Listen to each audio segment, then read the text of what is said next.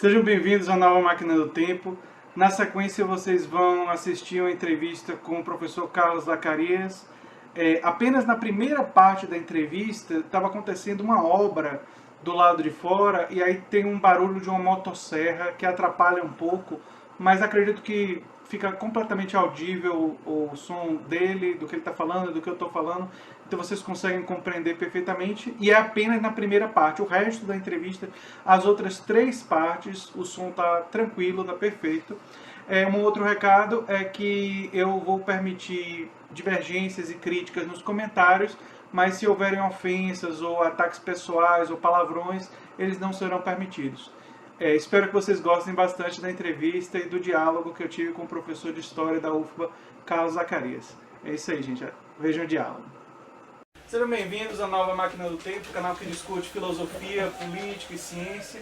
Eu estou aqui no Instituto de Saúde Coletiva novamente, agradecendo a gentileza das pessoas do Instituto e agradecendo a Roberto Lopes, com o professor Carlos Zacarias.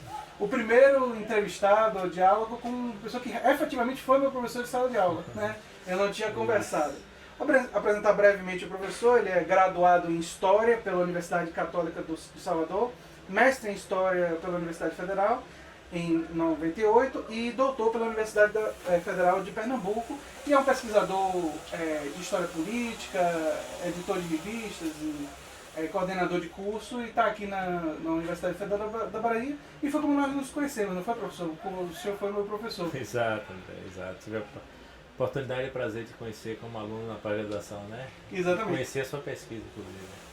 Eu não sei se você sabe, mas quando eu estava pensando em fazer doutorado, eu estava na dúvida se eu faria aqui no Instituto de Saúde Coletiva ou em História, o seu foi um dos nomes que eu pensei para orientador. Sim, você me falou. Eu pensava em Muniz, que você conhece bem, que foi seu orientador, é isso? Foi meu co-orientador. Eu pensei em Muniz, que foi meu orientador no bacharelado. Pensei em Maria Cecília Velasco, que foi minha orientadora no mestrado, e que é uma pessoa que, enfim, eu adoro e tem uma qualidade fantástica. E você pela identidade temática, por nós dois pesquisarmos história política. Né? Bem, o primeiro tema que a gente tem aqui para conversar é a disciplina O Golpe de 2016 e o Futuro da Democracia. E eu queria ouvir do professor como é que foi esse processo. Foi o professor Luiz Felipe Miguel, da UNB, quem primeiro propôs, o cientista político, né, na UNB, e o senhor teve a ideia de, ou você, se você teve a ideia de trazer essa disciplina para cá, e teve uma certa repercussão.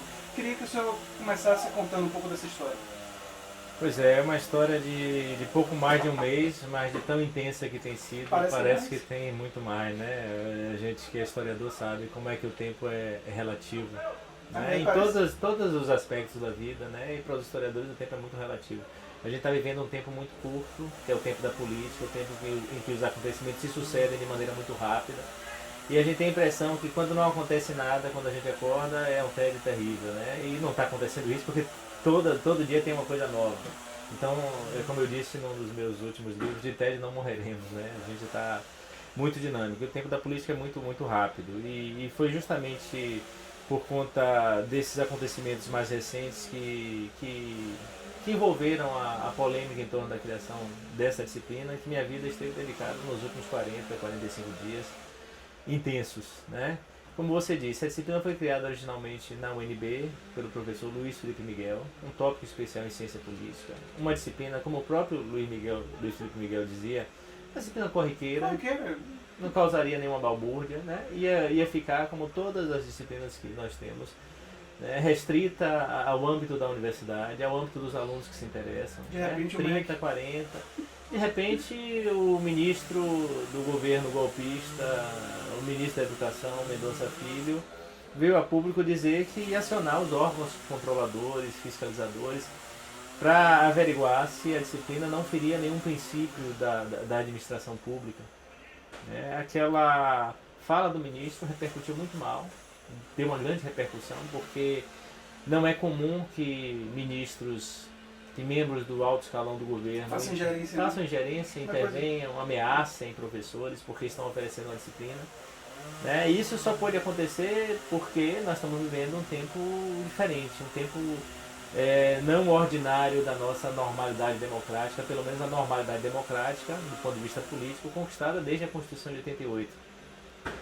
E, portanto, quando o ministro fez aquela ingerência, aconteceu que aqui na UFPA eu estava programado para ensinar um tópico especial em História, e eu pensei, né, por que não oferecer esse tópico especial em História, discutindo nos mesmos termos que o professor Luiz Felipe Miguel fazia lá em Brasília.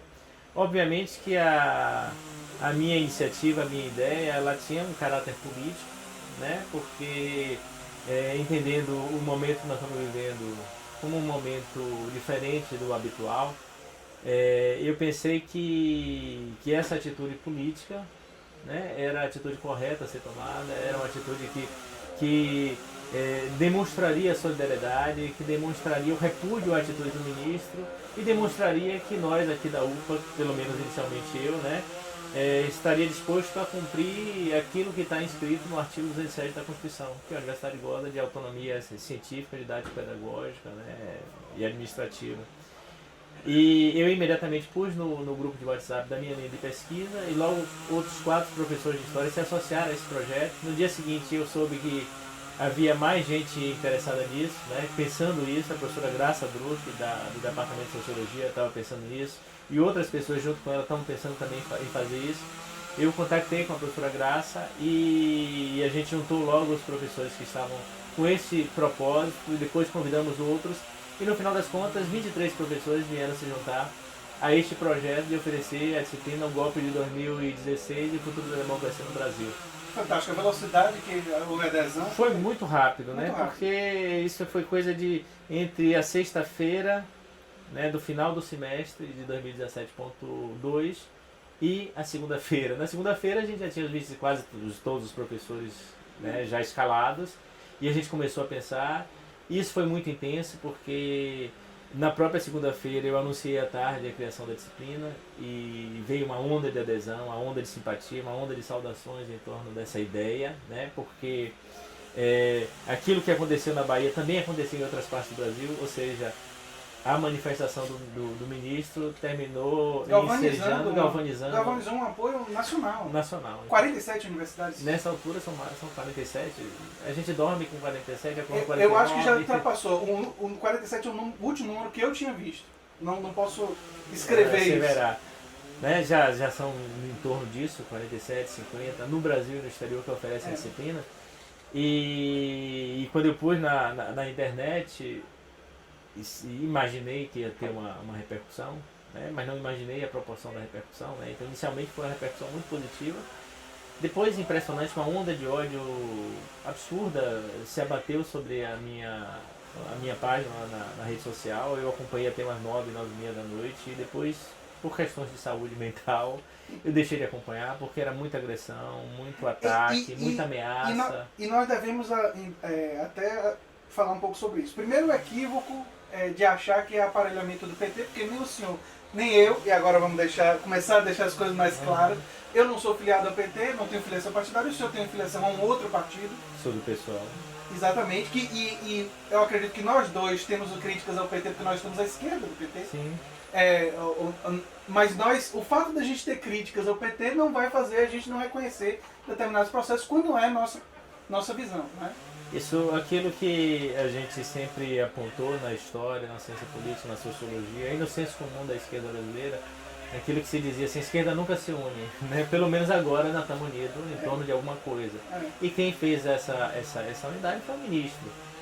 Não há nenhum problema. Às vezes é mais unir através do inimigo, né? O adversário. Exato.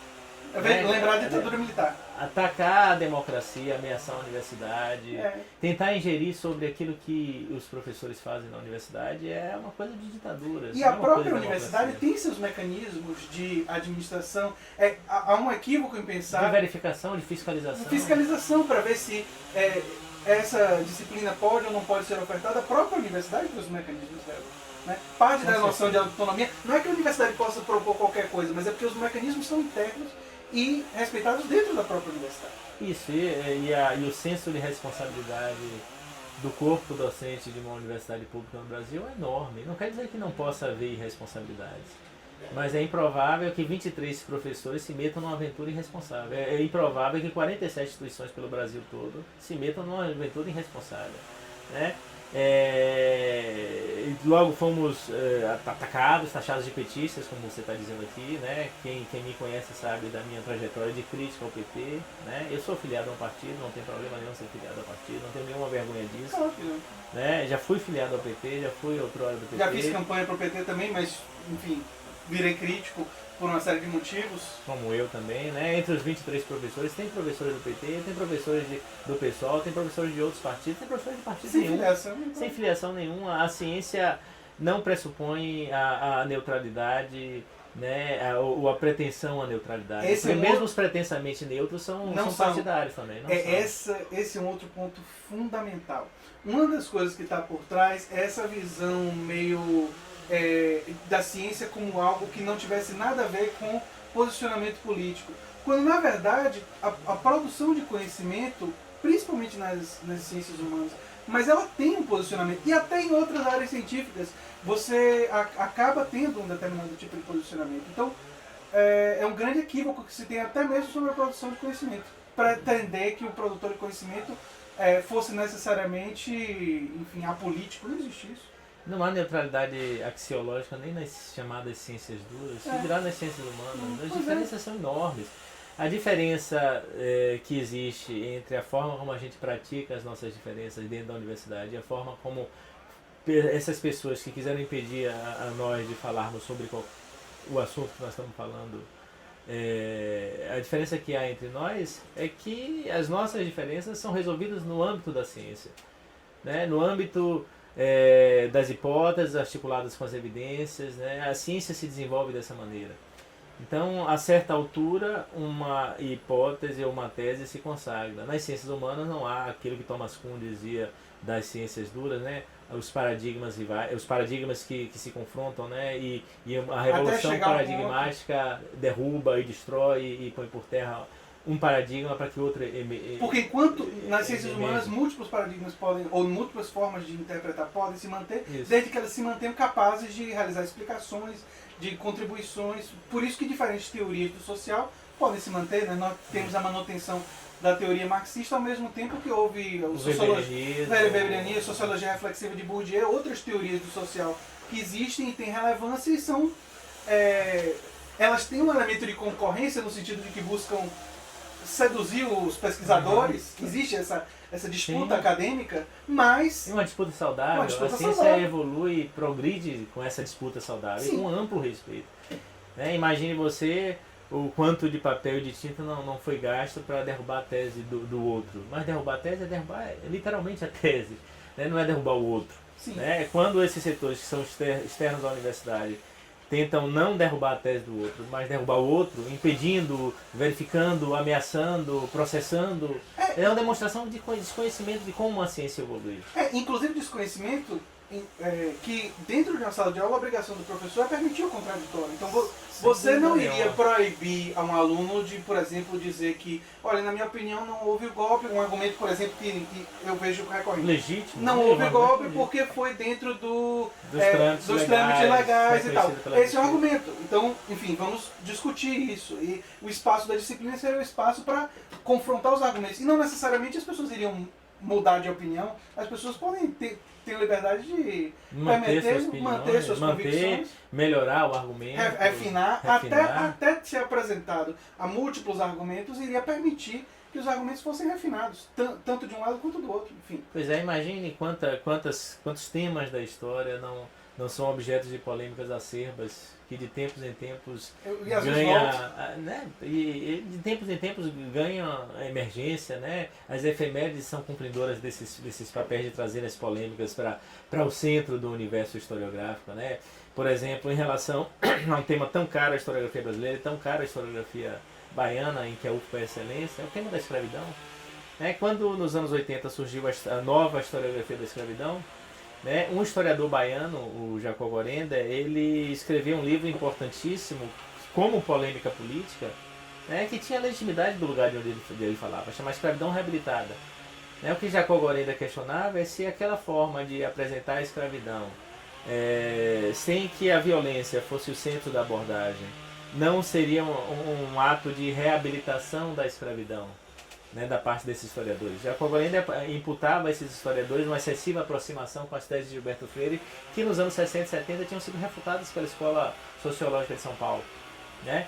Então, no livro Escravidão Reabilitada, de Jacob Gorenda, um historiador baiano, um militante político que veio do PCB, do PCBR, que tem obras fundamentais sobre a escravidão, o escravismo colonial, sobre a ditadura, o combate nas trevas, né? Quando ele escreve esse texto, ele está se indagando sobre isso, está fazendo uma polêmica política e acadêmica e científica fundamental.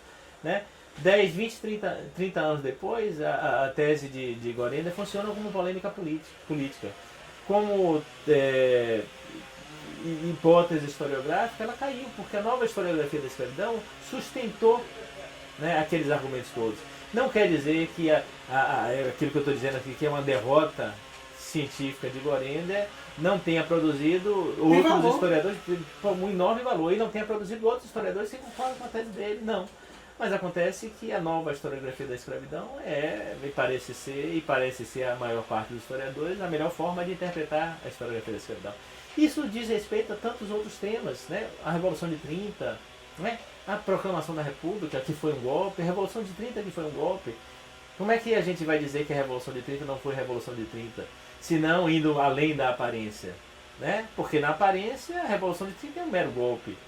As forças da Aliança Liberal que ascendem ali a partir da aliança de setores da oligarquia com setores egressos dos centros urbanos e ligados ao tenentismo, e que desfecham um golpe no candidato eleito de Washington Luiz, que é Júlio Prestes, né?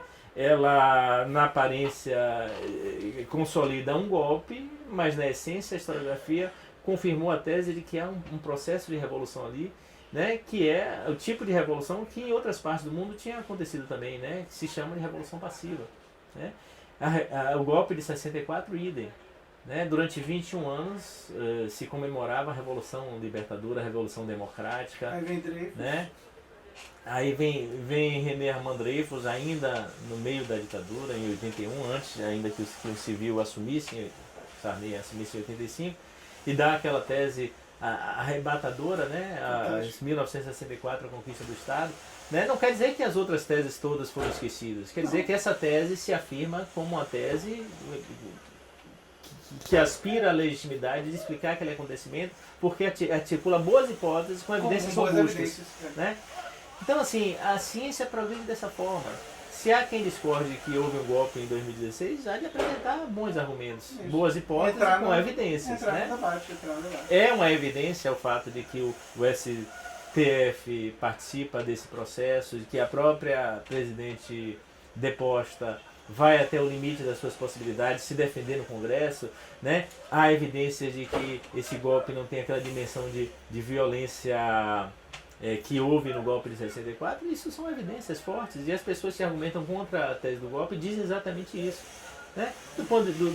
No outro lado, as pessoas que argumentam contra o golpe, inclusive demonstram que em 64 houve a manutenção do Congresso, houve o pedido de licença do Congresso, há uma eleição indireta no Congresso, né? Que primeiro a posse de Ranieri Mazzilli, que era o sucessor de João Goulart, né? E depois, 7 dias depois da posse de Ranieri Mazzilli, é eleito um presidente dentro do Congresso. Então há elementos de busca de legitimidade por dentro da Lei 64, como é em 2016. Né? O que a gente configura como golpe é o que se assenta nas bases daquilo que vem depois.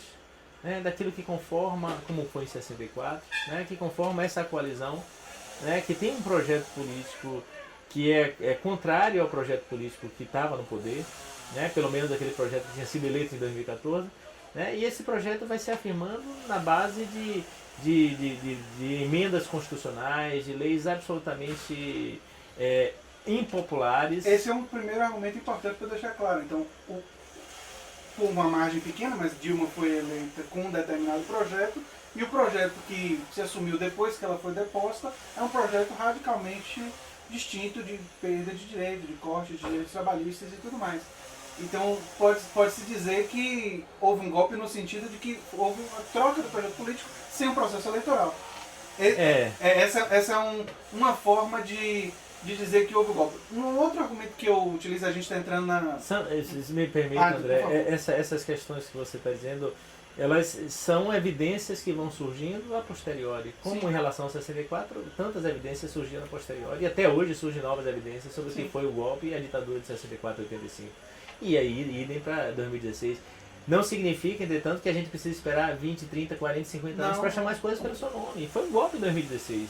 Né? A academia já tem uma razoável produção sobre o assunto, uma literatura consistente sobre o assunto, né? E não impede que pessoas que discordem disso, como pessoas que discordam da Revolução de 30, dizem isso, discordam de que foi um golpe em 64, e é muito menos gente, né? Dizem isso, mas ninguém é impedido de dizer o que pensa. Você falou sobre 64, eu na minha pesquisa de mestrado e doutorado, mas principalmente no mestrado, eu fui na biblioteca de quarta militar e tal, e nessas bibliotecas o que é ensinado muitas vezes para os alunos do colégio militar é que houve uma revolução. Quer dizer, em alguns espaços, e colégio militar tem pessoas que não são militares, que estudam lá, inclusive muitos deles ingressam na UFBA. Eu fui professor no curso de medicina e tinha vários alunos que vinham da escola militar porque eles vinham ver cotas, né?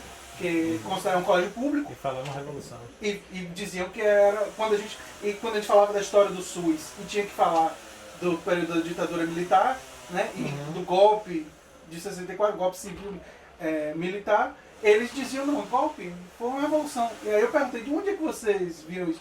Na biblioteca, os livros, a bibliografia que nós tivemos acesso, falava isso. Então o debate parece, para os especialistas em história, parece morto, mas ele ainda está vivo na sociedade, né? Está vivo, não. E a gente refuta uma tese como essa com bons argumentos. Né? Refuta essas teses que são esdrúxulas, né? Essa Revolução de 64, com bons argumentos. Né? Então quem acha a tese do golpe de 2016 esdrúxula, que refute com bons argumentos, né? Que apresente hipóteses melhores e evidências mais robustas para questionar aquilo que parece a essas pessoas como estranho. Eu conversava com eles que uma das tradições da Revolução é a participação popular na tomada do poder. E não houve participação popular na tomada do poder. Houve manifestação de setores da sociedade infavoráveis, mas participação popular na tomada do poder não aconteceu. Esse é um dos argumentos. Uma das coisas polêmicas, é importante você trazer esse tema à baila aqui, porque, por exemplo, em relação a 64, né? A tese de René Armand Dreyfus, que é a melhor sobre o assunto, do meu ponto de vista, que foi publicada em 81, né? 1964, a Conquista do Estado, demonstra pela primeira vez que o golpe de 64 não foi um golpe militar, não foi uma conspiração, foi um golpe civil-militar. Houve participação do empresariado. Sim. Porque a participação do empresariado ela se dá a partir da conspiração e a partir de 62, quando se forma o complexo IPES-IBAD, né? O Instituto de Pesquisa e Estudos Sociais e o Instituto Brasileiro de Ação Democrática, que tem uma ação ostensiva na sociedade brasileira, né? E uma ação ostensiva e com disposição conspirativa. Então o complexo IPES fomenta o golpe, fomenta uma ideologia anticomunista, antinacional reformista representada no governo de Chega João Goulart. ao ponto de fazer uma boa parte da população imaginar que João Goulart seria comunista, algo insustentável para quem conhece João Goulart. É porque o discurso anticomunista aciona medos que são primitivos. É um medo irracionais, o medo do desconhecido, não sabe o que é, como acontece na sociedade brasileira hoje. E aí classifica. Né? Resolve o problema. Então, o que René Armand Dreyfus demonstra com uma profusão de evidências que até hoje não foram contestadas, é que aquele golpe teve a participação ativa e o protagonismo dos setores da burguesia associada, a burguesia brasileira associada ao capitalismo internacional. Isso. Né? Pouquinho antes já tinha se revelado os interesses estadunidenses quando envia tropas, envia fragatas à costa brasileira, né, que estão ali prontas para intervirem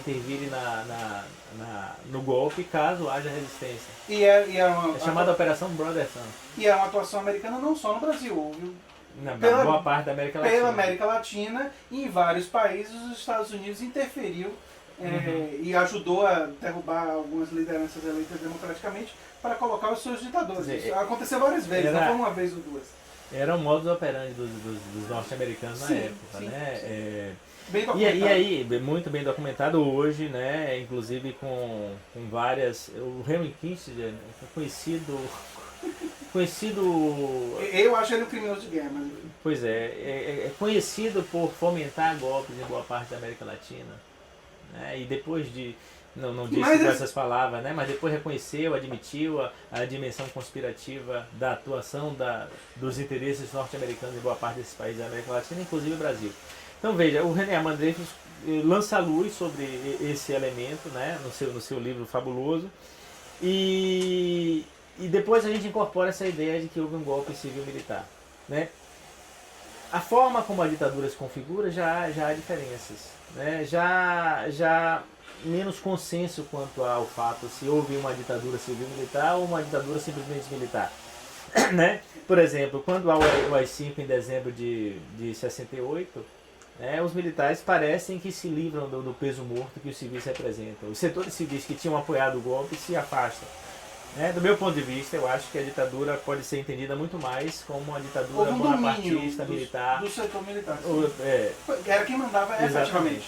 Embora houvesse participação civil, mas o poder estava concentrado. O poder estava concentrado. O poder estava concentrado na cúpula militar e se concentrou relativamente rapidamente. Isso. Também é a minha interpretação. E os setores golpistas civis, uma parte deles se desvencilha, sai. Se viu fora, né?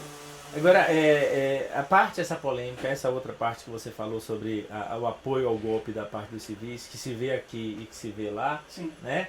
E que é usado como argumento para dizer que a população queria a queda de Dilma ou a queda de João Goulart, né? É um elemento também que... É problemático. Sim. É problemático, porque, por exemplo, nos como anos 60... Como é que você vai medir? Primeiro problema, eu acho que como é que você vai medir isso? Porque a gente mede a decisão popular em eleições, é o procedimento mais tradicional, né? Você medir qual é o percentual da população que quer ou não quer por manifestação é meio complicado. Né? Mas imagine que há pesquisas de opinião que são realizadas pelo Ibope nos anos 60. O Ibope realiza pesquisas de opinião e as pesquisas de opinião indicam a posição da população favorável ao governo João Goulart e às reformas, né? Se pesquisas de opinião podem medir alguma coisa, e a gente também pode questionar, metodologia e etc e tal, né? Essas pesquisas indicam o oposto daquilo que outros argumentos dizem. Né? Ela tem o seu valor. Tem o seu valor, mas também não vamos dizer... Não é exatamente, não vamos absolutizar as de forma alguma. De opinião. Eu costumo dizer que a pesquisa de opinião ela é útil para você tentar compreender uma sociedade, mas ela não pode ser utilizada como uma forma de dizer o que deve ser legislado. Como forma absoluta, né? Absoluta. A gente tem um termômetro ali, termômetro, né? para sentir o que está naquele momento. momento. A gente tem um termômetro das ruas. É verdade Sim. que as marchas da Família com Deus pela Liberdade, a primeira delas que acontece em São Paulo, antes do golpe, elas são fomentadoras do golpe, elas são animadoras da disposição golpista de uma conspiração que está no interior do Exército, que foi fomentada pelo complexo de Ipês-Ibae. Anti-João Goulart, anticomunista, antinacional reformista, antipopulista.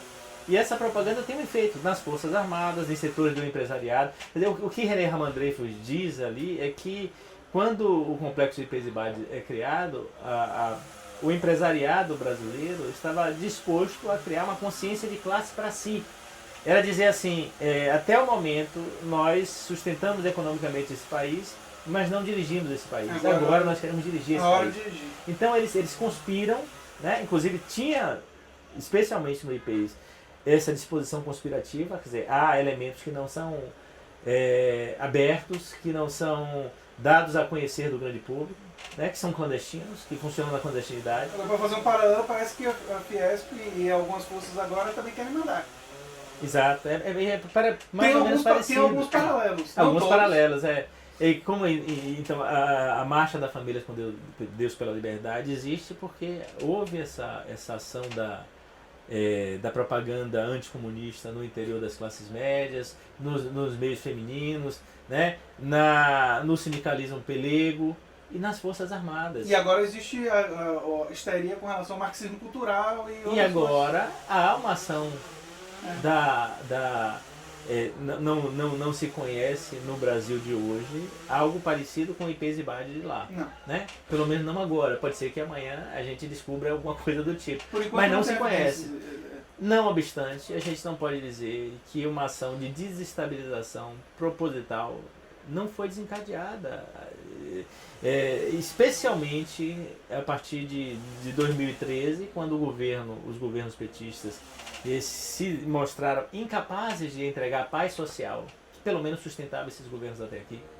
Né? Então, depois de 2013, depois da jornada de junho de 2013, os governos petistas não eram sequer capazes de entregar a última coisa que a classe dominante talvez esperasse deles, que era a paz social. Então, o Brasil sai muito instável em 2013, tem eleições ultrapolarizadas em 2014, né? E aquela ação articulada de desestabilização do governo Dilma Rousseff, que a partir de 2013, né, de junho, ela se intensifica em 2014, quando há o deslanchar da Operação Lava Jato.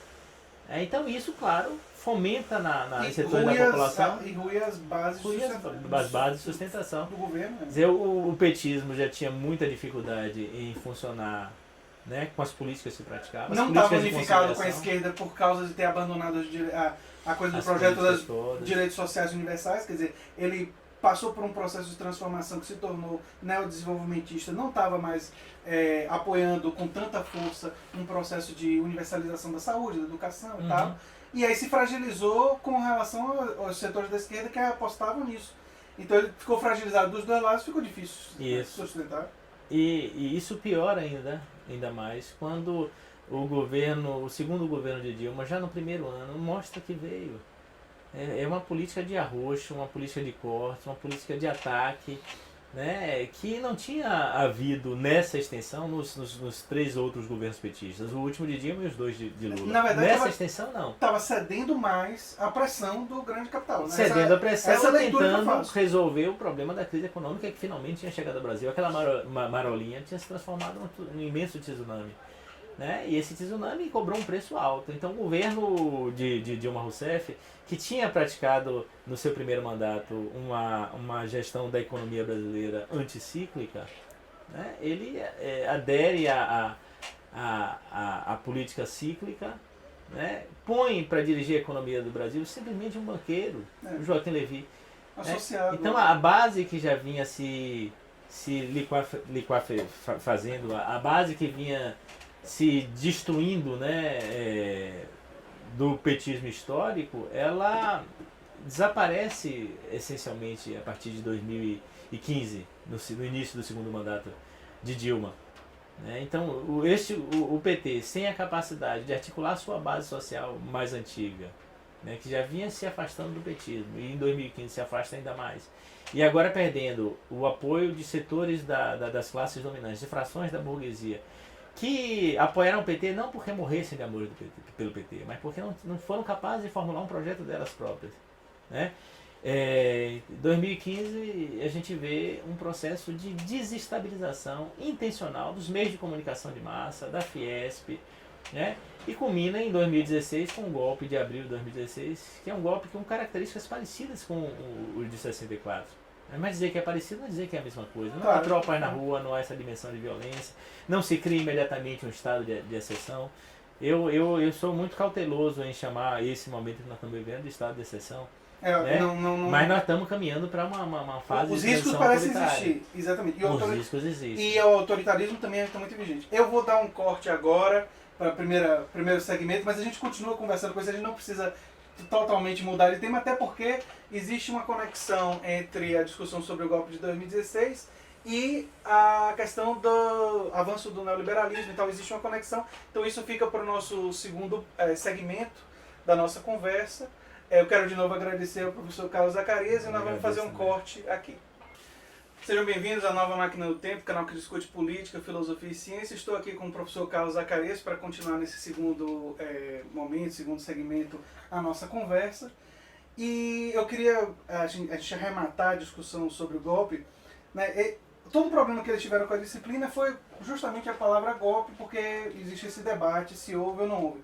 As evidências que eu queria sua opinião, além das evidências que a gente já conversou, e a gente já conversou sobre algumas evidências me fortalecem na tese de que houve um golpe.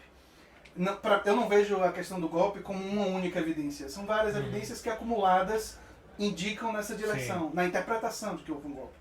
E algumas que eu examino são o seguinte: a questão das pedaladas fiscais.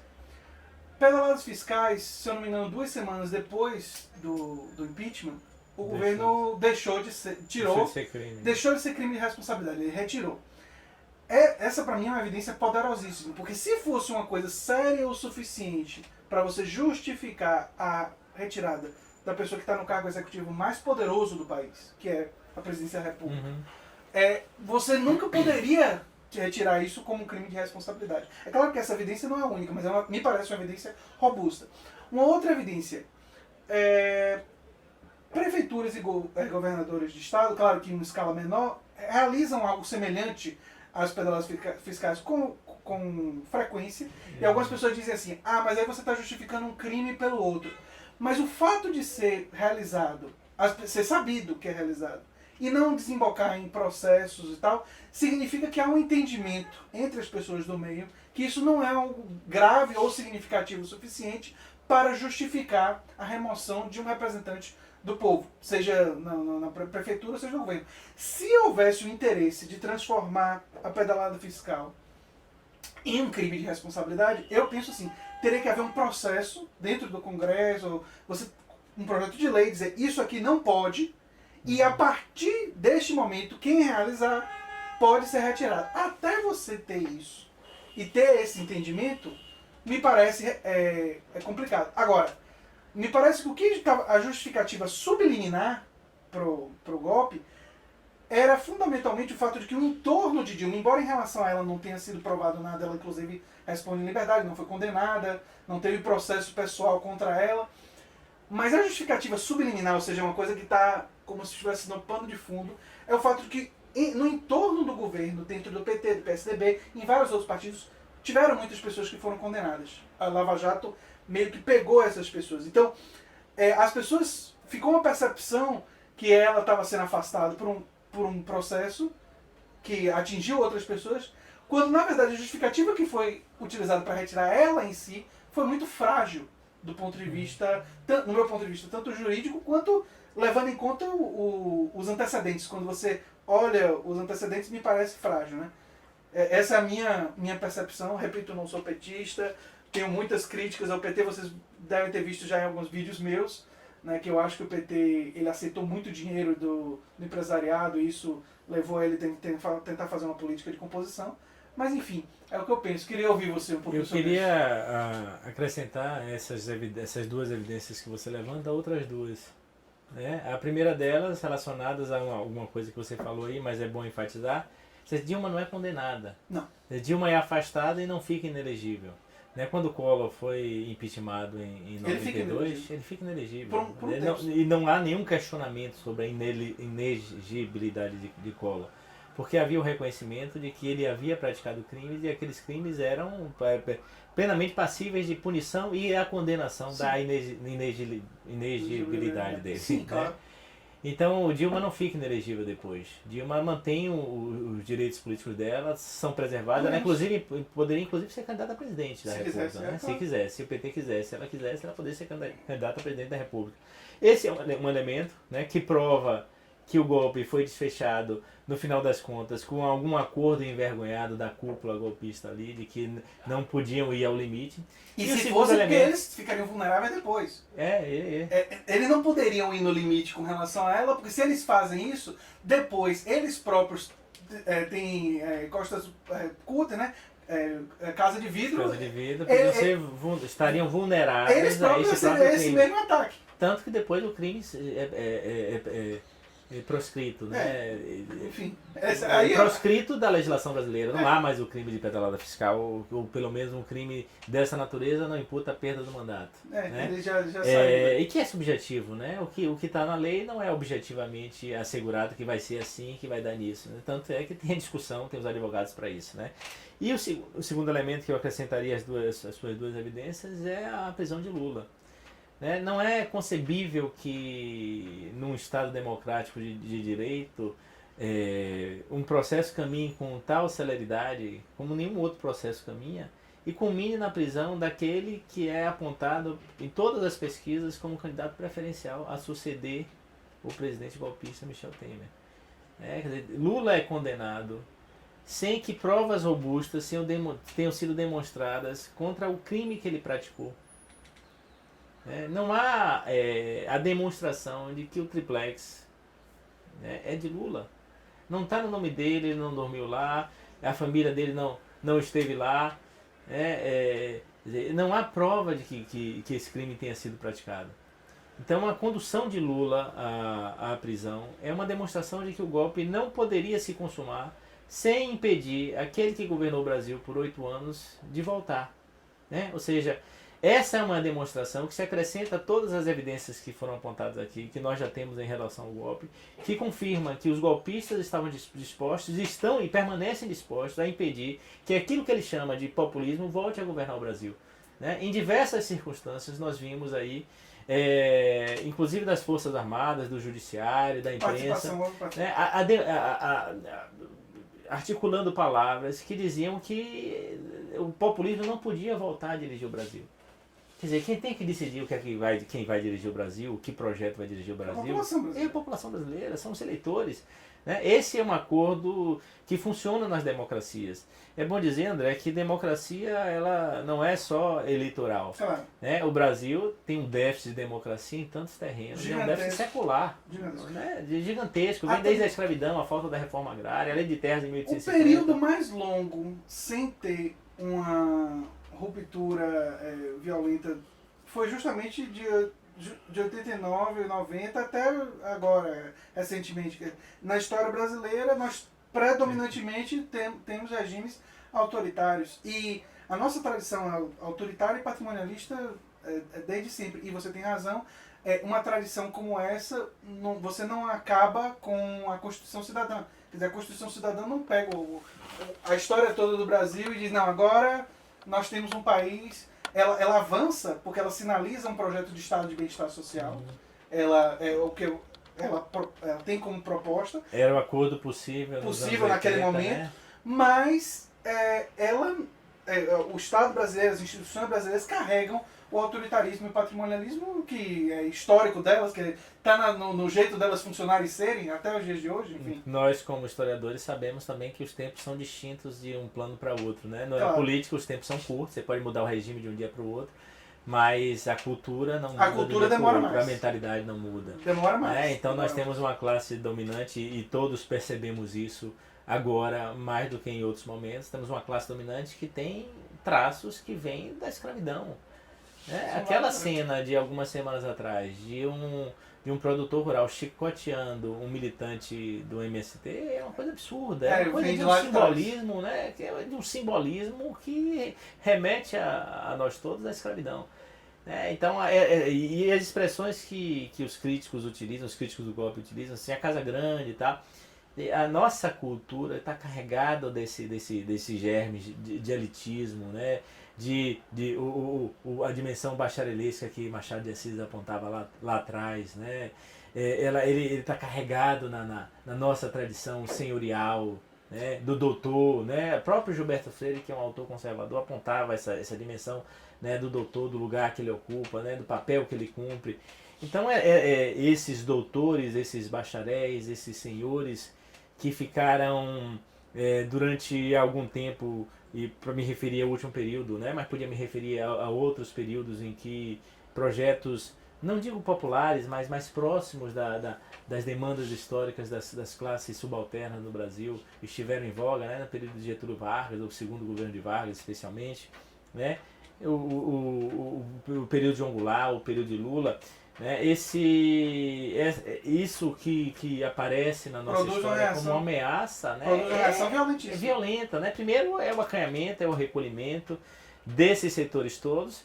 Depois eles partem para cima para retomarem o lugar que eles achavam que tinha sido ameaçado, porque não foi tomado deles, e vão muito além, né? Eu gosto de dizer, eu tenho uma expressão para isso, né? Que esse governo do PT ele se valeu do empoderamento pela metade. O que é que eu chamo de empoderamento pela metade?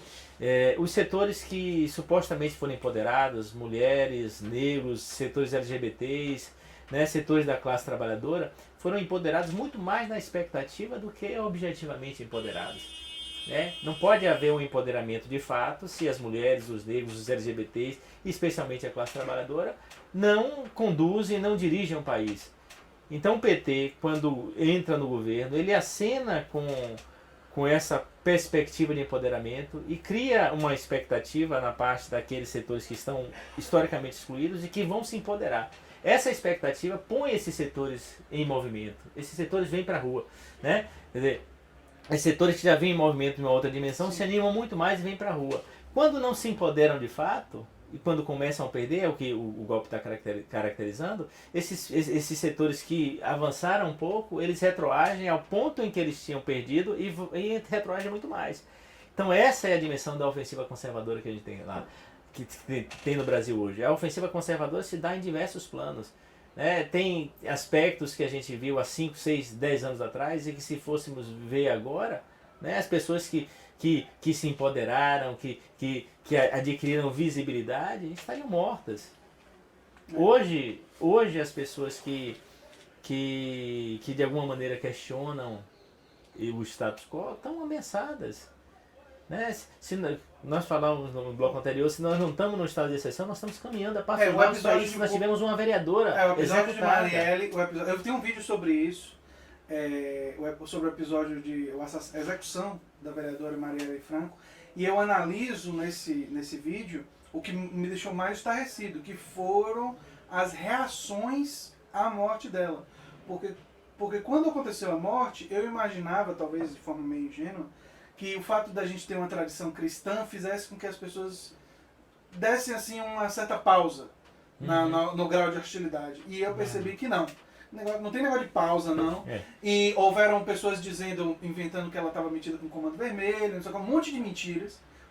Inclusive tem uma foto dela com um traficante, que é Photoshop, já foi provado que essa foto... Não, que não é ela e não é o traficante. Não é ela e não é o traficante de Marcinho VP, né? Exatamente. A foto não é dela e não é do traficante. A foto é uma fraude. Isso daí já foi provado e circulou, e muita gente acredita. Nós estamos na era das pessoas acreditando em informações sem boas fontes. Aliás, um papel desse canal é defender a perspectiva científica, e uma das coisas importantes da perspectiva científica, que não precisa ser só dos cientistas, todo cidadão pode ter uma visão científica da vida. Uma coisa que eu defendo é você olhar para uma determinada informação e procurar ver quais são as fontes, existe credibilidade, há um confronto, eu posso acreditar naquilo dali que está sendo me dito, porque nós vivemos numa época que as pessoas estão acreditando com muita facilidade em informações falsas. E no mundo todo, não é só Brasil. Esse é um fenômeno mundial. Nós vimos inclusive lá nos Estados Unidos, na eleição de Trump, quantas notícias falsas. E está comprovado que ele ganhou a eleição na base dessas informações Exatamente, falsas. Quanta pressão teve para que isso acontecesse, né? Enfim, e notícias falsas de todo tipo, uso do Facebook para esse tipo de prática política, então. Enfim, muito complicado. Mas eu queria conectar brevemente, e me parece que existe uma conexão bem clara, que essa perspectiva que você falou, tradicional, ela adere com facilidade a um projeto de discurso liberal, porque o discurso liberal permite o corte dos direitos trabalhistas. Né? As primeiras coisas que o governo Temer fez, quando ele se consolidou, foi: vamos cortar os direitos trabalhistas e fazer o que os setores do empresariado que estão nos apoiando querem que a gente faça. Quer dizer, isso daí foi... Né? E tem vários exemplos. Um dos exemplos que eu acho curioso é o seguinte: um trabalhador hoje, se ele abrir um processo contra um empregador, ele pode ser punido e pagar a indenização. Ele tem que pagar os custos do processo caso ele não vença. Esse mecanismo é um mecanismo para uma pessoa que tem muito menos poder econômico. Quer dizer, pensemos o trabalhador dentro da sociedade não está no topo da pirâmide. Então, é um constrangimento. Ele fica dizendo: será que vale a pena? Eu posso ter razão, mas será que vale a pena eu arriscar um processo e se eu não ganhar eu ter que pagar? Então coloca o trabalhador na posição de que, olha, é melhor você não abrir processo. Todos estão vendo aí os dados da Justiça do Trabalho, já demonstram que as reclamações na Justiça do Trabalho caíram a patamares não conhecidos desde a legislação trabalhista de 43, ou seja, a metade, a 30%, 40% do que existia antes da reforma trabalhista. E é um exemplo de um instrumento sobre a classe trabalhadora de controle e de redução da sua utilização dos mecanismos democráticos. Instrumento de controle, de redução dos custos, né, da redução do valor da força de trabalho. Isso. Mas é isso, essa é uma outra demonstração de que o golpe não foi dado aleatoriamente. Ele tinha interesse. Tinha um interesse. Em 29 de outubro de 2015, o PMDB lançou aquele famoso projeto A Ponte para o Futuro. Né? E 2 anos depois, a Ponte para o Futuro está sendo implantada aí. Quer dizer, um governo que não foi eleito com esse projeto, né? E que consegue aprovar uma reforma do ensino médio nas bases da reforma que foi aprovada, uma reforma trabalhista nas bases da reforma que foi aprovada, um teto dos gastos públicos como emenda constitucional, um teto de 20 anos. Ou seja, vai faltar, o Estado já falta para os setores mais carentes. O SUS é ultra subfinanciado. Daqui nos próximos 20 anos não vai ter SUS, não vai ter hospital, não vai ter escola, não vai ter segurança. Politicamente.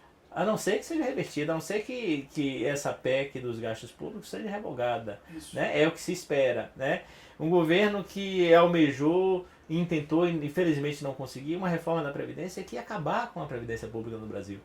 Né? Nenhum projeto dessa natureza vai conseguir ser sufragado nas urnas.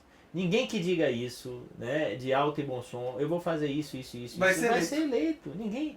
Então esse governo, né, só pode se aproveitou da impopularidade, como dizia Nizanguanais, para fazer aquilo que nenhum governo, né, popular, porque para ser eleito precisa ter alguma popularidade, pelo menos nas urnas, pudesse fazer. Essa é uma demonstração a que serviu o golpe, a que veio o golpe, qual o interesse do golpe. Né? Então, quanto mais tempo passa, mais se consolidam as evidências em torno daquilo que foi o golpe. Né? Você tem os sujeitos do golpe, as classes dominantes, você tem os operadores políticos do golpe, né? A burocracia estatal, os partidos, né? que mudam de lado, e aqueles partidos fisiológicos que o PT governou junto durante tanto tempo, mudam imediatamente, né? Conformam o centrão, fazem uma pressão imensa no governo. Né? São pessoas que estão ligadas ao poder, não estão ligadas à ideologia. Exato. E os principais partidos da classe dominante, o DEM, o PSDB, o PMDB, agora o MDB, né, que são os principais operadores do golpe. Né? E a cabeça, o MDB, o vice-presidente Dilma. Então esses elementos todos confirmam a tese do golpe.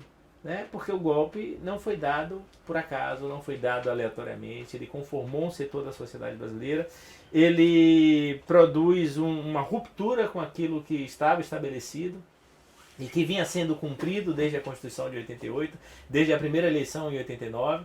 Né? Aquele período de Fernando Collor é uma garantia do cumprimento dos dispositivos na Constituição de 88 que incluía o impeachment. Né? O impeachment é um dispositivo que foi lançado aqui de uma forma completamente fora dos padrões. Né? E perceba, André, as classes dominantes e seus operadores políticos hesitaram até o limite. Eles hesitaram, eles não tinham concordância. Eles resolvem, finalmente, em janeiro de 2016, que o golpe é a última saída, ou seja, que o impeachment é a última saída. Porque eles sabiam que era golpe. Né? Porque eles tinham clareza de que iam dar um golpe e sabiam das dimensões e dos riscos que estavam envolvidos naquele golpe. Assumiram diante da incapacidade de prosseguirem daquela forma. Né? E apostaram um preço alto. Né? Infelizmente, conseguiram estabelecer um governo na forma como estabeleceram, né? Do golpismo. Infelizmente, as forças progressistas de esquerda não conseguiram responder da maneira adequada. Né, por problemas delas, né, mas felizmente, por bem ou por mal, nós estamos ainda vivos e resistindo, e vamos resistir enquanto a democracia não for restabelecida, né, na forma como ela foi apontada lá. Né. Precária, sim, mas é dentro dessa democracia que a gente pode buscar novas conquistas para estender essa democracia aos setores que mais precisam, que mais necessitam da democracia no Brasil, aqueles que historicamente estavam excluídos e que apenas foram parcialmente incluídos ou empoderados pela metade. Empoderados pela metade. Como é que a gente está em tempo, Roberto? 20 minutos. 20 minutos nesse segmento, né? Essa parte que eu estou perguntando o tempo você corta depois. Mas enfim, você quer fechar para a gente ir para o fascismo? Podemos ir para o fascismo agora. E vamos lá. Então, a ofensiva conservadora no Brasil e no mundo. Então, eu vou finalizar esse segmento agora com o professor Carlos Zacarias para a gente ir para o próximo segmento. Agradeço a presença de vocês. Se vocês gostam do canal, se lembrem de se inscrever, de dar o like, de ligar ali as notificações. Tá certo então, gente? Sejam bem-vindos novamente à Nova Máquina do Tempo, canal que discute política, filosofia e ciência. Estou novamente aqui com o professor Carlos Zacarias, professor de História e Política, né? E se vocês gostam desse conteúdo, peço que vocês se inscrevam no canal. Como a gente estava conversando, né, a gente terminou falando do liberalismo e do governo Temer, e como o governo Temer assumiu esse projeto.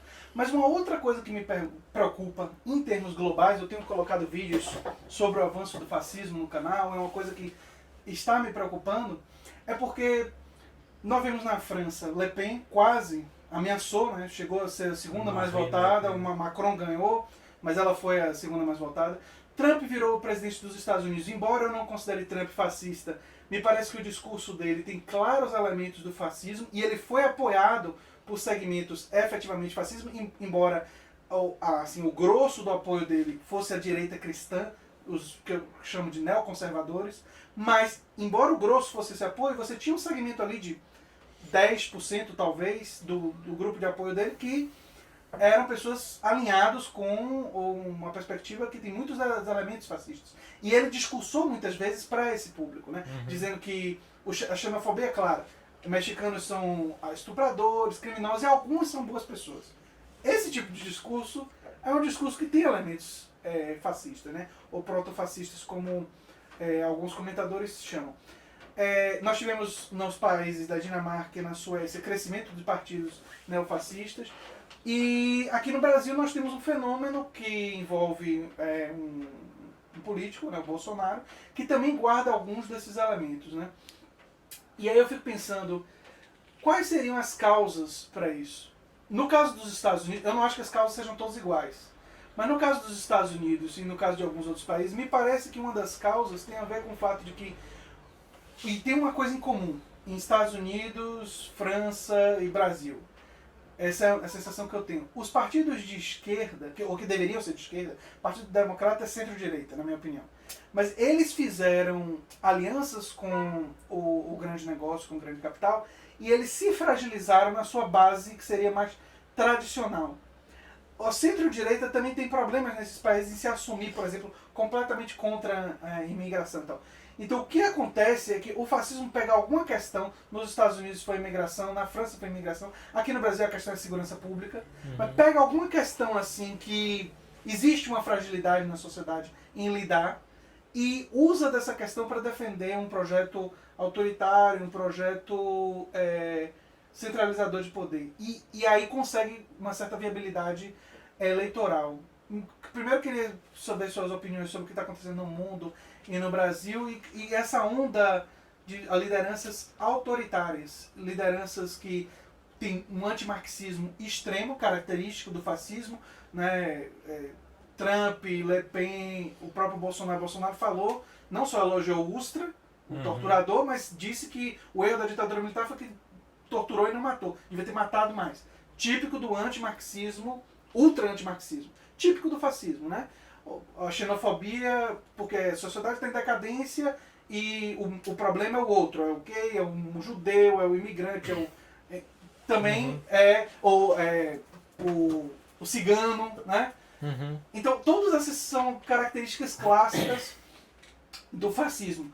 Eu concordo com o professor Luiz Eugênio, que eu entrevistei aqui, que disse que não é a resolução política simplesmente chamar de fascismo. Mas eu acho que compreender o fascismo historicamente, suas características e ver que ele tem elementos nessas lideranças é útil para nós politicamente, é necessário. Sim, a gente precisa ter muito cuidado com o uso dos termos, né? Se caracterizar adequadamente. Isso. E não transpor como se fosse igual, que não é o mesmo fascismo, nem eu estava sugerindo isso. Há muita gente que se queixa e imputa aos adversários nesse momento de tanta polarização. Todo mundo é fascista. Todo mundo é fascista. Todo mundo é fascista. Tá errado. A direita joga para a esquerda que é fascista. Fascismo vira sinônimo de coisa ruim. Coisa ruim. Fascismo vira sinônimo de coisa ruim e quando você não gosta do outro e acha que o outro é coisa ruim, você chama de fascista. Imagine só, a direita chamar a esquerda de fascista em alguma medida é um absurdo, não existe. Ou que o nazismo seria de esquerda. Que o nazi e fascismo são ideologias de extrema direita. É um consenso histórico sobre isso. É um consenso histórico, né? E quem diz o contrário é desonesto. É desonestidade intelectual dizer ou o não contrário. conhece.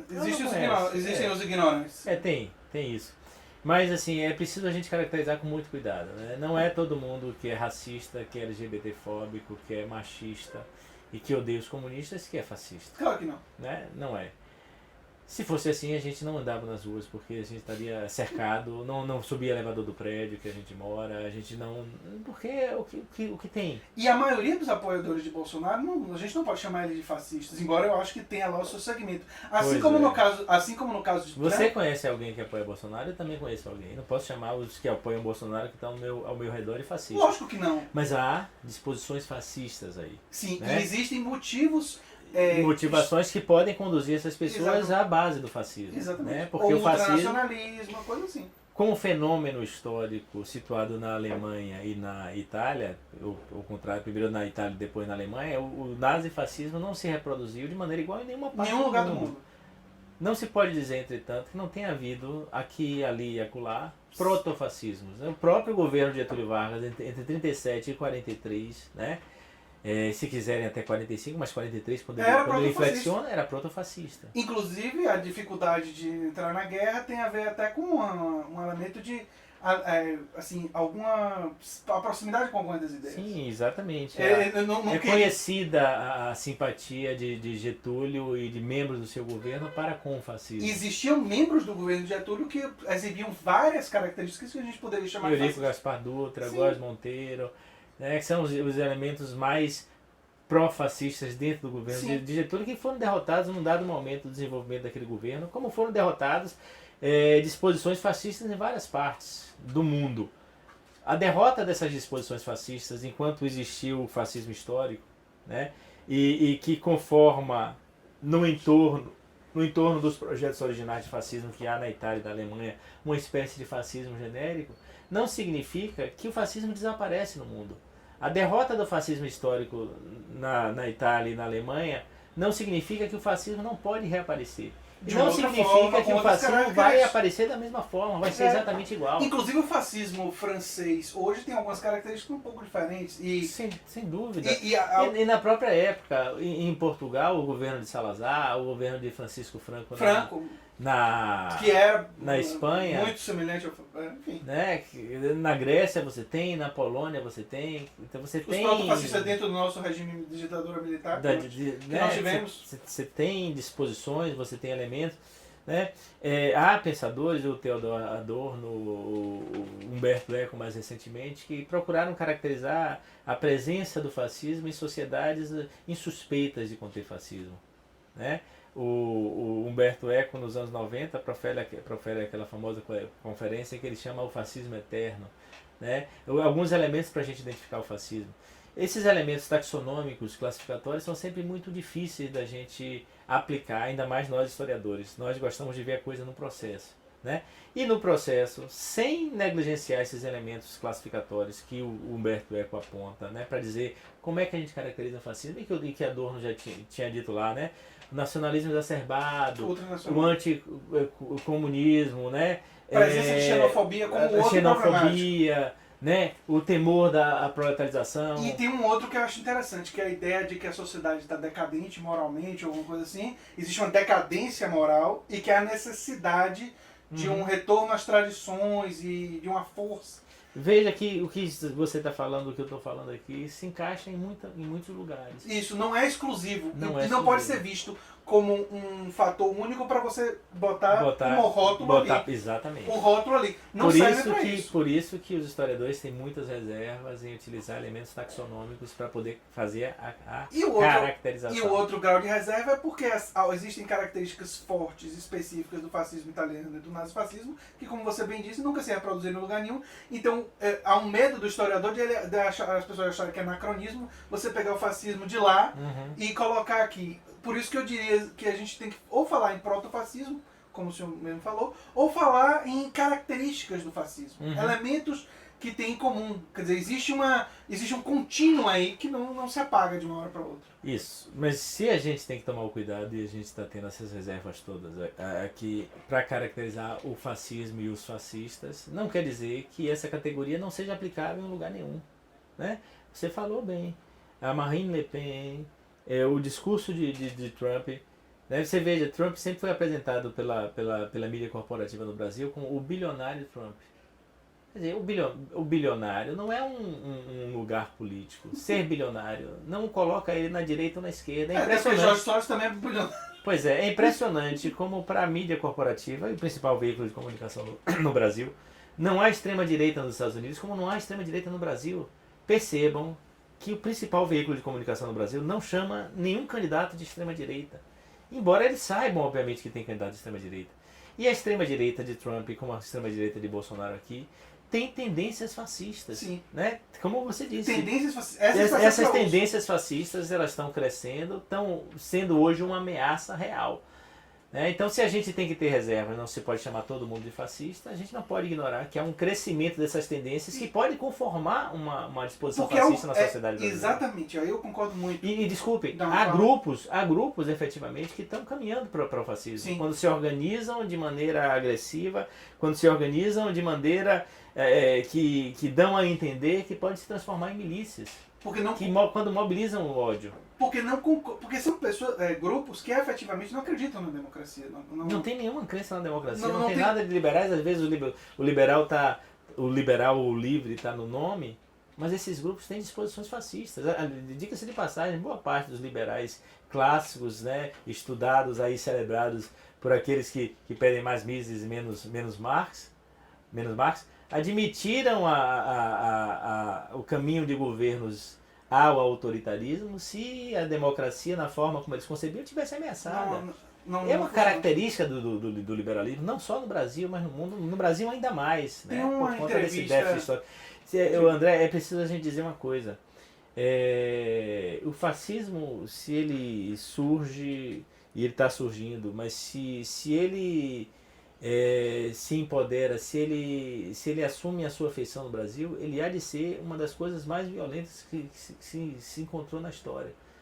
Porque se as classes dominantes e os setores médios no Brasil têm essa disposição histórica de exclusão, não vão pensar que o caminho para o fascismo desses setores vai ser uma coisa simples. Então a gente tem que ter toda atenção. Nós não podemos nos dar o luxo de admitir que um candidato que celebra um torturador, que faz apologia ao estupro, que diz para uma mulher que ela só não estupra aquela mulher porque ela não merece. Que disse que bateria, espancaria o filho se fosse homossexual.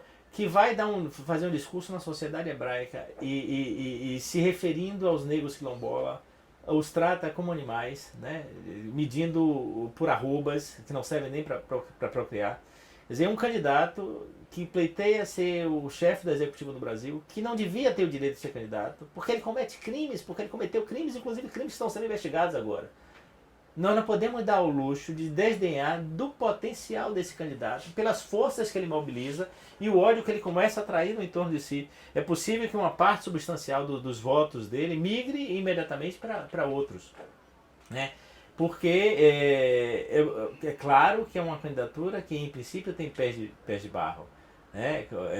A gente conversava há pouco aqui e dizia do flerte que ele estaria tendo com setores liberais, né? Com um programa que não é um oportunismo. Tem pés de barro porque não se sustenta sequer em nenhuma das frações das classes dominantes que, em princípio, neste momento, não lhe emprestam apoio. Não quer dizer que não possam vir a emprestar. No desespero pode-se fazer qualquer coisa. Então nós não podemos desdenhar do apoio que ele tem, né? Com 15, 16, 17% das intenções de voto neste momento. Isso é uma coisa muito séria. É muito perigoso. É muito perigoso para a sociedade brasileira. Porque a sociedade brasileira tem traços autoritários que são muito tradicionais. No segundo e podem caminhar da violência daqui para ali. No segundo turno, se polarização já há nesse momento aqui, imagine o segundo turno entre uma força de esquerda e um candidato com esse perfil. No segundo turno a coisa fica perigosa. E nós vimos o que aconteceu nos Estados Unidos com a vitória de Trump, que tem características diferentes, mas ele usou muito do discurso desse. Sobre a coisa do Bolsonaro e o posicionamento dele em relação à economia, eu não me lembro quem foi da Folha de São Paulo, mas uma pessoa da Folha de São Paulo fez uma análise dos votos dele e mostrou que até por maior parte dele, em relação à economia, ele é um cara de centro-direita que assumiu o processo neodesenvolvimentista do Estado forte a favor do grande capital. Quer dizer, não é um projeto dos liberais. E por isso que aquele presidente da Riachuelo saiu como candidato e está dizendo que ele é um estatista, que ele não é o verdadeiro liberal. Que é uma coisa que o liberal... Saiu pelo PRB, o Flávio Rocha. Exatamente, porque o verdadeiro liberal seria o Flávio Rocha. Não seria o Bolsonaro. Porque o Bolsonaro, quando você examina o histórico, é isso. Nos últimos 2 anos, quer dizer, uma coisa extremamente recente, ele percebeu que não havia sustentabilidade dessas posições e aí fez o caminho dele para se aproximar do liberalismo. E você me chamou a atenção para uma coisa agora aqui. Nós temos hoje, acho que cerca de 17 candidatos colocados. Né? 4 deles, mais ou menos, são da esquerda, centro-esquerda. 4 ou 5 deles são da esquerda, centro-esquerda. Os outros 12, e devem surgir mais, são da direita, centro-direita e extrema-direita. Se as classes dominantes no Brasil não conseguiram e não vão conseguir conformar um projeto político, é uma demonstração cabal de que nós estamos vivendo uma crise orgânica, e essa crise orgânica implica em riscos muito intensos. A saída pode ser uma saída bonapartista, uma saída autoritária, uma saída fascista. Existe, porque a sociedade está fragmentada. A sociedade está fragmentada, a sociedade está... Aquele elemento de empoderamento pela metade que eu disse aqui, e que no ponto de volta, de retorno, em que essa onda, essa ofensiva conservadora vem buscar aquilo que achava que tinha perdido e aí busca mais, é uma demonstração do que está se passando no Brasil. No dia da semana da prisão de Lula, aquele episódio do Bahamas Hotel Club lá, é uma coisa lamentável. Você vê cerca de 3 mil pessoas comemorando, tomando cerveja de graça e rindo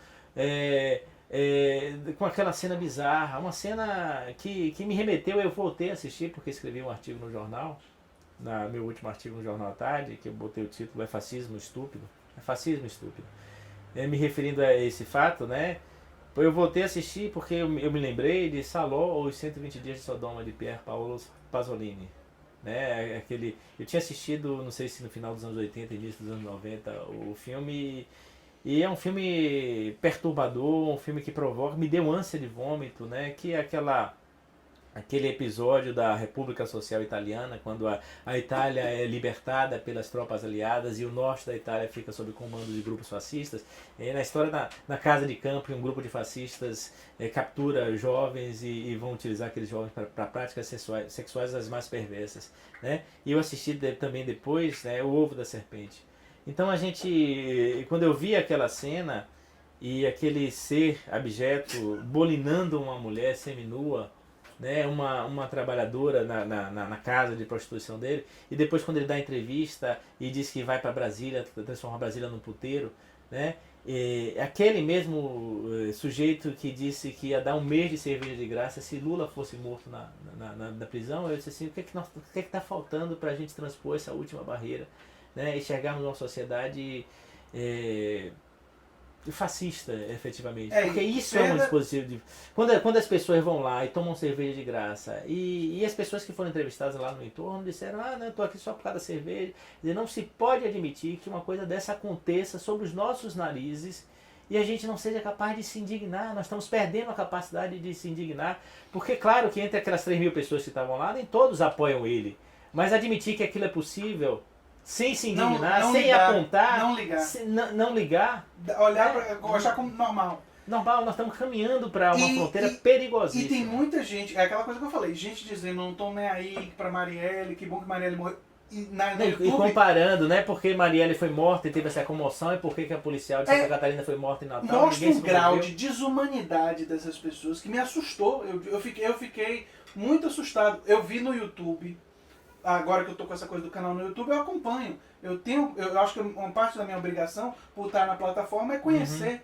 E eu não assisti todos, mas vi alguns vídeos com muitas visualizações dizendo essas barbaridades. Quer dizer, por mais... E eu fiz um vídeo falando sobre isso. Isso é muito assustador. É muito assustador, porque se você não gosta, você discorda politicamente do que Marielle defende, você tem todo o direito democrático de dizer que não gosta, de criticar politicamente o que ela defendeu em vida e tal, entendeu? Mas espalhar mentiras. Mas espalhar mentiras e mostrar uma... Se apropriar da memória dela dessa forma. Dessa forma, desrespeitosa, uma coisa... Inclusive, calúnia é crime, cometendo crimes. Pessoas passíveis, inclusive, de serem processadas. Muitas delas estão. A desembargadora que falou aquele monte de bobagem está sendo processada por isso. Então, isso me assustou muito, porque eu percebi que é primeiro que a gente não tem cultura em relação, a gente não sabe o que é liberdade de expressão. Porque as pessoas dizendo que é minha opinião e tal, não sabem que a liberdade de expressão não protege a calúnia. Isso. E não dá direito ao ódio. Né? A Constituição brasileira impede as pessoas de criarem grupos para odiar, para praticar o racismo, o machismo, para serem elementos desencadeadores de violência. De violência, né? O ódio é o antecessor... Nós temos um candidato que faz isso. Nós temos um candidato que faz isso. Quer dizer, o candidato profere crimes à torta e à direita e não acontece nada. Né? Quer dizer, tem um processo. Eu espero que esse processo vá dar em algum lugar e se implique na interdição da candidatura dele. Né? Porque as pessoas podem dizer, não, é democrático deixar ele concorrer. Não, não é democrático. Não vamos confundir as coisas. Não é democrático admitir que um candidato com disposições fascistas deva se apresentar na eleição contra a democracia. É um liberticida. É um inimigo das liberdades, é um inimigo da democracia. Se não aceita o jogo democrático, enfim, como é que vai poder participar dele? Enfim, é uma situação muito complicada. Mas eu vou agora finalizar esse terceiro bloco que a gente conversou com o professor Carlos Zacarias sobre esse fascismo no mundo e o fascismo aqui no Brasil, o protofascismo, né? Com todos os cuidados que é necessário ter o historiador. E dizer para vocês, se vocês estão gostando dessas conversas, se inscrevam no canal, deem um like, liguem ali as notificações para verem, porque eu vou ter outras entrevistas, inclusive o professor falou sobre Graça Druck e o professor Filgueiras, e eu já estou com apalavrado com o Filgueiras para entrevistá-lo e quero entrevistar a professora Graça Druck. São dois professores que estão na minha agenda de pessoas... Excelentes nomes. Pessoas que eu quero muito conversar. Não vamos conversar pelos mesmos assuntos, mas quero conversar com eles sobre diversas coisas, tá certo? Eu vou agora dar um corte e a gente retoma o último bloco. Sejam bem-vindos novamente à Nova Máquina do Tempo. Estou aqui com o último bloco com o professor Carlos Zacarias, né, nesse canal que discute filosofia, ciência e política. A gente tem falado muito de política. E agora nós vamos falar sobre o futuro da democracia, algumas coisas mais positivas que estão acontecendo no mundo, não é, professor? Para a gente aliviar um pouco a barra dos nossos professores que estão assistindo, a gente terminar num tom mais positivo. E eu vejo coisas positivas acontecendo no mundo. Hoje o político mais popular dos Estados Unidos é Bernie Sanders, com mais de 65% de aprovação da população. E o movimento progressista está crescendo a larga escala lá, e esse movimento progressista tem várias características que eu acho interessantes. Uma delas, o que eles defendem como central, não receber dinheiro de grandes corporações. Eles não aceitam. Existe o Justice Democrats, que é um grupo que está identificando pessoas para serem candidatas pelos Estados Unidos todo. E uma das exigências que eles têm duas exigências centrais. Você ser favorável à saúde quanto direito social, educação quanto direito social, ser favorável a um projeto de direitos sociais, né? Você não vai aceitar dinheiro corporativo, você não vai aceitar dinheiro de grandes corporações, bilionários e tal, você vai financiar a sua campanha com pequenas doações. E a terceira coisa você vai ser contrário a subsídios estatais para o grande capital. Quer dizer, enfim, um projeto de esquerda democrática, né? E eles estão crescendo, estão se fortalecendo. Nós tivemos na Inglaterra o crescimento do Jeremy Corbyn, com o trabalhismo inglês, retomando um trabalhismo inglês que tinha sido abandonado pelo Blair, que fez o caminho da centro-direita, né? Ele caminhou para o centro, e agora o Jeremy Corbyn muda. Syriza na Grécia, que é um projeto... Apesar daquele momento posterior ao plebiscito, né? Exatamente, mas nós temos na Syriza... Mas sim, o Syriza continua sendo importante. É um partido de... Podemos na Espanha. Podemos na Espanha e nós Jean-Luc Mélenchon na França. Nós temos no mundo surgindo algumas coisas que sinalizam para a possibilidade de uma outra vertente progressista. Né? Pois é, André. É bom a gente terminar com algum laivo de esperança, né? Nesse ambiente tão distópico que estamos vivendo. O Brasil está né? vivendo mais distópico do que os outros. Mas é a esperança que o Brasil pode reverter isso. Nós estamos vivendo um momento mais confuso, mais conturbado. Imprevisível. Porque é a marca de uma derrota. Nós sofremos uma derrota. Né? Sofremos uma derrota e derrotas cobram um preço alto. Mas nós estamos vivos, nós estamos nos erguendo, nós estamos sendo capazes de de recobrar as forças e buscar aquilo que nos foi tirado, né? As manifestações em seguida a execução de Marielle e de Anderson Gomes sinalizam sinalizam isso. Um fortalecimento. Quer dizer, é muita vontade, há muita disposição. Né?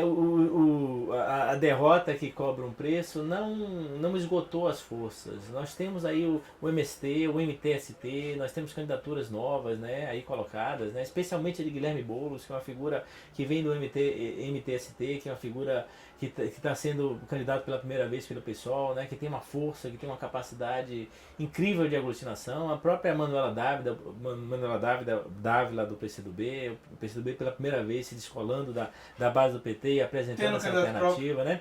O fato da prisão de Lula unificando as esquerdas, né, unificando os setores que tinham se afastado do petismo. Por diferentes né? projetos. Por diferentes projetos. Né? E unificar não é dizer que nós vamos estar nas barbas do lulismo, não. Nós não vamos caminhar junto com o lulismo, né? É preciso lembrar a famosa frase de Lenin, né? Que dizia atacar juntos, marchar separados. Essa é a tática da Frente Única, né? Essa é a forma como a esquerda deve atuar nesse momento. Esse é o entendimento que eu tenho, né? E que parece que boa parte da esquerda está tendo, que não pode haver dúvida entre nós que a luta neste momento é a luta pela liberdade de Lula, porque lutar pela liberdade de Lula é lutar pelas liberdades democráticas nesse país. Então nós não podemos ter dúvidas de quando é que temos que caminhar juntos e sabermos quem somos os nós e quem são os eles. Né? Então quando a gente recobre essa capacidade e a gente vê o povo na rua, é magnífico, é maravilhoso marchar ao lado de pessoas que às vezes você não encontrava tanto tempo. Encontra lá. Né? Encontra nas lutas. Né? Nós tivemos o Fórum Social Mundial lá em Salvador. Nós nos conhecemos em sala de aula, mas eu me lembro de encontrá-lo na greve da UFBA. Né? Na greve da UFBA, né? Eu fiz parte do comando de greve de 2012 e 2015. Exatamente. E eu estava lá com você porque eu era professor da UFBA naquele momento. 2015, né? Exatamente. Exato, né? E quantas jornadas nós fizemos juntos, né? E às vezes jornadas específicas, agora estamos jornadas mais amplas. Né? Tem um seminário nacional sendo organizado com disciplinas do golpe todo. O seminário deve ser no Paraná. Né?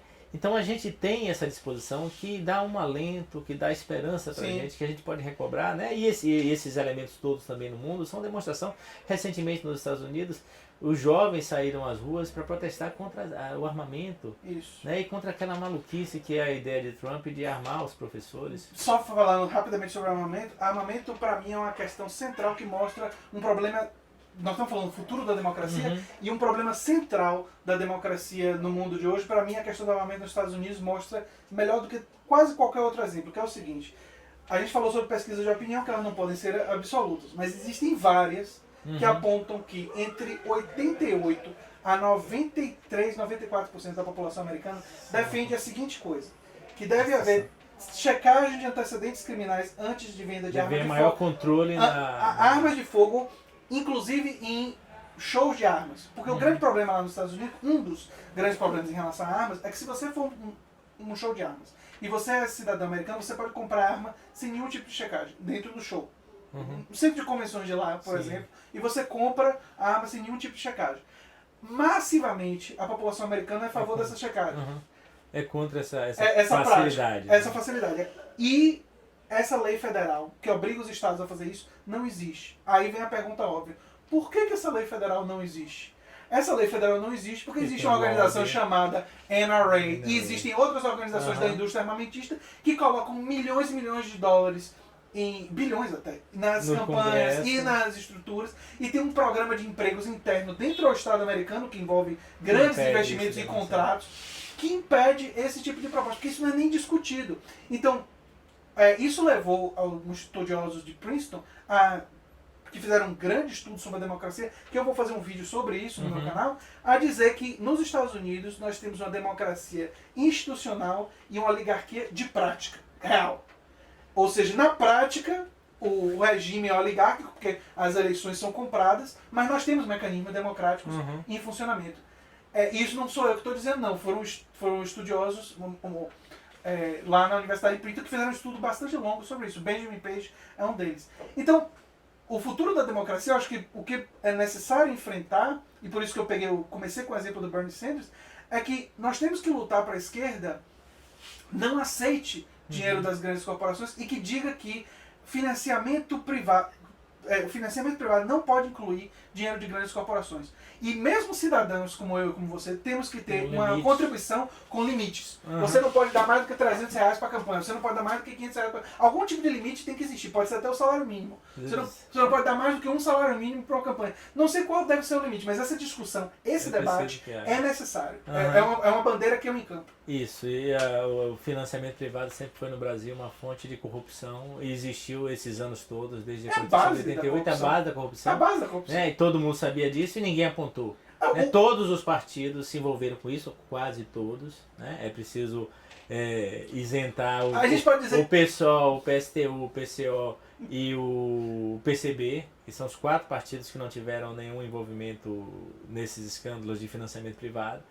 E os outros, todos os partidos, os que existem, os que são registrados, os mais de 30 partidos, tiveram implicação disso. E todo mundo sabia disso. Essa fonte de corrupção corrompeu todos os partidos. E precisa acabar. Com certeza. Porque os partidos, a democracia, os representantes não podem ficar reféns do lobby das armas, do lobby da indústria, da refinaria. Né? Não pode ficar refém do agronegócio, não pode haver bancada que se articule dentro do Congresso para representar interesses que põem a democracia de joelhos sobre seus interesses. Então eu vou falar diretamente à Câmara. Se você é contra a corrupção, não existe questão mais importante do que a questão do financiamento. Ou financiamento público ou um financiamento de pessoas físicas em baixa unidade. Porque essa é a forma central para nós lutarmos contra essa corrupção. Porque a corrupção ela está acontecendo interligada com esses financiamentos. O caso da Odebrecht é isso aí, outras empresas públicas é isso aí. Quando você examina como acontece, a corrupção ela nasce por dentro dessa relação. E tem um outro detalhe sobre a relação entre partido, grande capital e partidos que eu queria citar, que é a seleção interna dos partidos, a eleição antes da eleição. Em muitos partidos que têm muito influxo do grande capital, do dinheiro do grande capital, o grande capital influencia quais são as opções que são oferecidas para o público. Ele determina. Praticamente decide. Esses partidos são controlados por esses recursos. E assim sendo, existe essa ilusão. Você escolhe os seus representantes. Mais ou menos.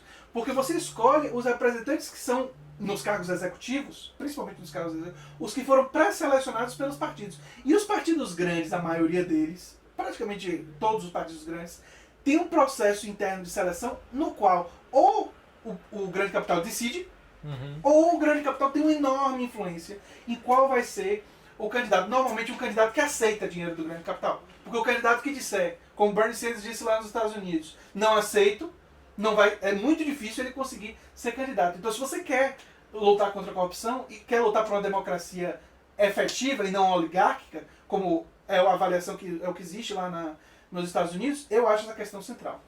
E esses elementos todos da antipolítica, né, que levaram a vitória de Trump lá e ameaçam levar um candidato da antipolítica aqui à vitória, que é um candidato do meio da política, mas da antipolítica, tem que ser banidos, tem que ser evitados, tem que ser impedidos de chegarem nesse lugar, porque é o fim da democracia. Com certeza, professor. Eu queria dizer agora para vocês que eu agradeço imensamente a participação do professor Carlos Zacarias, o primeiro entrevistado do canal, que foi meu professor. Né? É claro que Gastão e Tatiana, e claro, eu aprendi muito com eles, então são meus professores de outra forma, mas professor de sala de aula, de eu sentar, enfim, desse ambiente de sala de aula. Ele é o primeiro que é meu professor assim, então agradeço muito, torço muito para que a gente continue na luta e continue construindo um movimento progressista dentro do Brasil com essas ideias, né, que a gente...